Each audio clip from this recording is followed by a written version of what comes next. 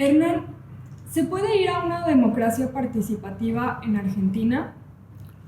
Bueno, yo creo que sí, que se puede, que es solamente una cuestión de decisión política, pero obviamente ir a una democracia con mayor participación que la representativa tiene que ver con un acuerdo político mayor, con un acuerdo más amplio y también con una sociedad que reclame lugares de mayor participación y de mayor decisión. Creo que las nuevas tecnologías ayudan mucho a ese tipo de formas semidirectas de gobierno.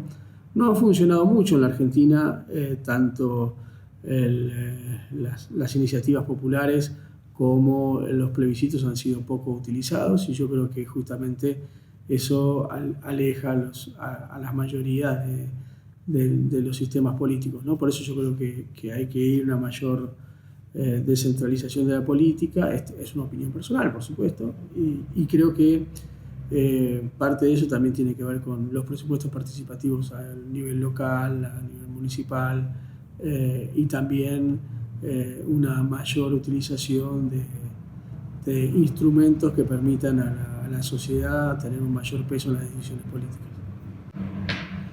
Acá tenemos otra pregunta. ¿Cuán representativa es hoy la democracia con el poder judicial que tenemos?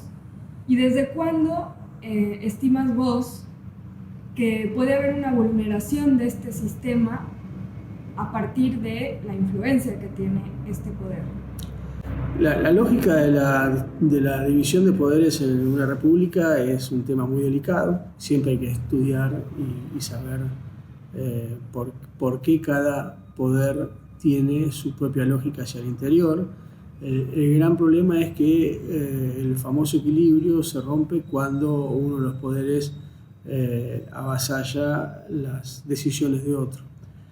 Muchas veces ocurre que por cuestiones estrictamente políticas, ni siquiera jurídicas o judiciales, el Poder Judicial tiene la posibilidad o la capacidad de paralizar ciertas acciones del Poder Ejecutivo, del Poder Legislativo.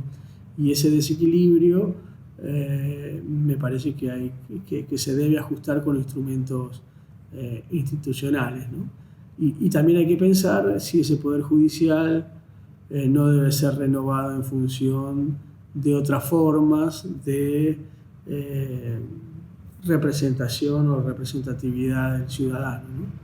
Por supuesto, un juez no puede ser elegido por un ciudadano de manera absolutamente independiente y libre, porque tiene características determinadas, como una sapiencia, un saber, una práctica, ¿no? No cualquiera puede ser juez, pero sí es cierto que hay instrumentos políticos del Poder Judicial que hacen política, ya sea a favor de grupos económicos, ya sea a favor de grupos políticos, ya sea a favor de individualidades o de los propios funcionarios de ese mismo Poder Judicial que deben ser por lo menos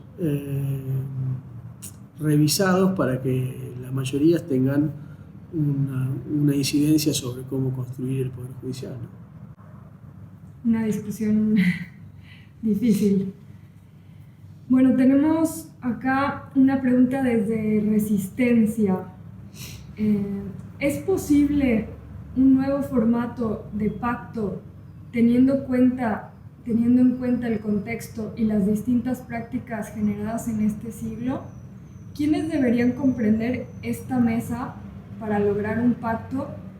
Respecto a la introducción que vos hiciste en este programa de formación política, el tema que más le inquietó a Daniel fue el tema del pacto social. Bueno, el pacto social es, por supuesto, un viejo tema de discusión en la Argentina. Siempre la discusión es si la Argentina se formó sobre un pacto social o se formó sobre una imposición de una facción sobre otra. Yo creo que, desgraciadamente, en el siglo XIX se formó sobre la imposición de una facción sobre otra, y creo que ese mito fundante acompañó los 200 años de historia argentina, un poco menos, porque la imposición fue en 1853, por poner un nombre, o 1862, por poner una fecha. Creo que esa imposición siempre mantiene latente la necesidad de un pacto social, no así, aun cuando no sea posible ese pacto social. Yo creo que ese pacto social es una nueva distribución de cartas, una nueva distribución de reglas, y que esa nueva distribución de reglas no puede ser absolutamente independiente de las viejas formas o tradiciones políticas de la Argentina. Pero creo que ese pacto social solamente es posible si hay un cambio de cultura política en los protagonistas más importantes. Y cuando me refiero a los protagonistas más importantes, me refiero a las dirigencias políticas, a las dirigencias económicas, a las dirigencias intelectuales o culturales de la Argentina, ¿no? Es muy difícil porque los cambios culturales siempre son más difíciles que los cambios institucionales, ¿no? Pero un pacto social depende de un cambio cultural y al mismo tiempo genera nuevos procesos de cambios culturales. Hernán, ¿cómo crees que se puede romper con la imagen negativa que se tiene culturalmente del Estado y de los gobiernos, teniendo en cuenta que las luchas por los derechos deberían canalizarse a través del Estado para que no sean solo luchas sectoriales y que se transformen en derechos universales? ¿Cuáles serían las mejores herramientas para dar esa lucha cultural? Yo creo que hay que comprender el Estado como un aparato institucional que representa las mediaciones en la política, ¿no? Y que el Estado es la herramienta de las mayorías,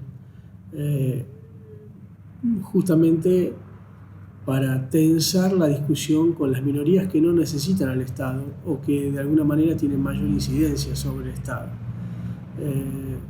El Estado es una caja de resonancia de todo lo que ocurre en el sistema político y en la vida social y cultural de un país. Y me refiero al Estado ya sea en el ámbito municipal, en el ámbito provincial o en el ámbito nacional. Yo sueño con que los argentinos cambien su forma de pensar el Estado, porque la forma de pensar el Estado, parafraseando a Borges, la desconfianza del argentino del Estado, parafraseando a Borges, demuestra un pobre individualismo de los argentinos, ¿no? Y yo creo que el Estado es la casa colectiva, ¿no? Y creo que allí donde van dirigidas las demandas de los ciudadanos es al Estado, ¿no? Y el Estado tiene la obligación de resolverlas. Las demandas de los ciudadanos no van a las empresas privadas, no van a los clubes, no van a nada, van al Estado, ¿no? Y es el Estado el que las puede resolver o no en función de una conjunción de intereses que confrontan el Estado, ¿no? Alguna vez dije que los argentinos, que tenemos una gran tradición en la cultura de la amistad, deberíamos construir un Estado que sea un Estado amigo, ¿no? Y creo que eso ha sido imposible construir. Bueno, estamos en la ya tercera semana de este programa de formación política para la participación y el ejercicio democrático. ¿Algo más que quieras decirles a los participantes? Agradecerles mucho por el interés y por la participación y que nos sigan acompañando en esta experiencia que es la de formarnos unos a otros en esto que llevamos adelante desde el INCAP y desde las secretarías del Ministerio del Interior, ¿no? Bueno, y que podemos seguir canalizando las preguntas. Sí, por supuesto. Siempre las preguntas son bienvenidas. Bueno. Las preguntas siempre son más interesantes que las respuestas. Genial. Gracias, Hernán. No, gracias a ustedes.